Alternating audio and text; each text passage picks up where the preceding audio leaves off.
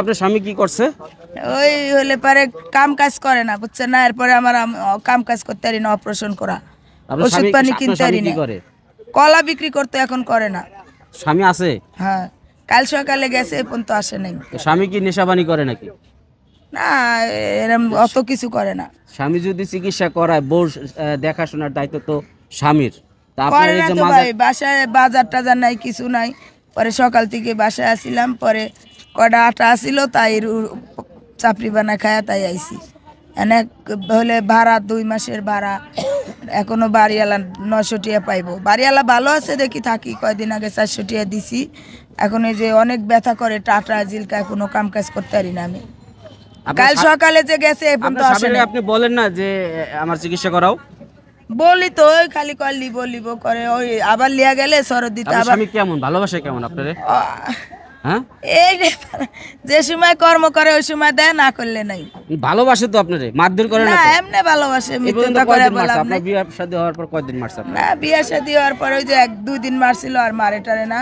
মিথ্যা এত বইলা লাভ কালা করে ফেলাইছে এই জায়গায়। ওই বাচ্চা লিয়া গেম দেমায়, হ্যাঁ, গেম দেম হওয়াতে বাচ্চা লিয়া এই জায়গায় ঘুষি মারছিল, হঠাৎ লাগে। আপনার স্বামী মারছিল? হ্যাঁ হ্যাঁ। যাক, এখন যে আপনি যে বললেন যে আপনার অসুস্থ, কি অসুস্থ, কি সমস্যা একটু বলেন তো। আমার সমস্যা ভাই, আমি বুকে, ওই আমার মেয়ে হয়েছিল, বুঝছেন। ভাঙ্গা না করলে তো বুঝবেন না। একটা বাচ্চা পেটে মারা গেছিল, আর মাইয়া ওই কাম কাজ করে না দেখি আমি জিদ করে বাড়িওয়ালা ঘর ভাড়ার লাগি তালা মারছিল, পরে আমি পালো দিয়ে দিছি। এই বাচ্চা দেওয়ার পরে, ব্যথার ওষুধ খাওয়ার পরে আমার বুকে 2 জায়গায় ছিদ্র হয়ে গেছিল। ছিদ্র হওয়ার পরে সরদ দিতে লিছে। সরদ দিতে লোয়ার পরে অপারেশন করছিল। গোটা রোজায় আমি মেডিকেলে আসছিলাম। পরে ঈদের আগের দিন আনার পরে আর ওষুধপাতি খাওয়া বাদ দিছি। এখন অনেক ব্যথা করে, টাটা জিলকায়। বাদ দিয়েছেন কেন? বাদ দিছি ওই যে টাকার লেগে। চিকিৎসা করাইছেন যখন, তখন কি টাকা ছিল না, মেডিকেলে থাকতে আমি নিজেই কষ্ট মষ্ট করে ওষুধপাতি কিনতাম, আর মেডিকেলেও কিছু দিত। এখন যে ভিডিওতে কথা বলছেন, যে তাদের কাছে কি চাচ্ছেন আপনি? এমনি ভাই, আমি বাচ্চাটা লিয়ে যদি কোনো একটু চলার মতো ব্যবস্থা কেউ করে দিত। এটা আমার ছেলে, আর একটা রাজপুত্রের মতো সন্তান, রাজপুত্র। ওর বাপে তো মনে হয় শাহরুখ খানের মতন হবে। সুন্দর, মিথ্যতা বলে লাভ নাই। সবাই বাড়ি কোন জায়গা আপনার? দেশে বাড়ি রাজশাহী, নাটোর, বড়াইগ্রাম। বাপের তো আছে, বাপের থাকলে কি। আপনি কি বাসা ভাড়া নিয়ে থাকেন না? না, ভাড়া লিয়েই থাকি। এই মাত্র আইছি। এখন আপনি বলেন, আমার কথা তো শুনবে না। আপনি কি চাচ্ছেন, কি সাহায্য চাচ্ছেন? আমি চাইতেছি ভাই, যে আমার বাচ্চাটা লিয়া যদি আমি একটু কিছু করে খাওয়ার মতো ব্যবস্থা কেউ করে দিত, তাহলে আমার লাগে একটু ভালো হইতো।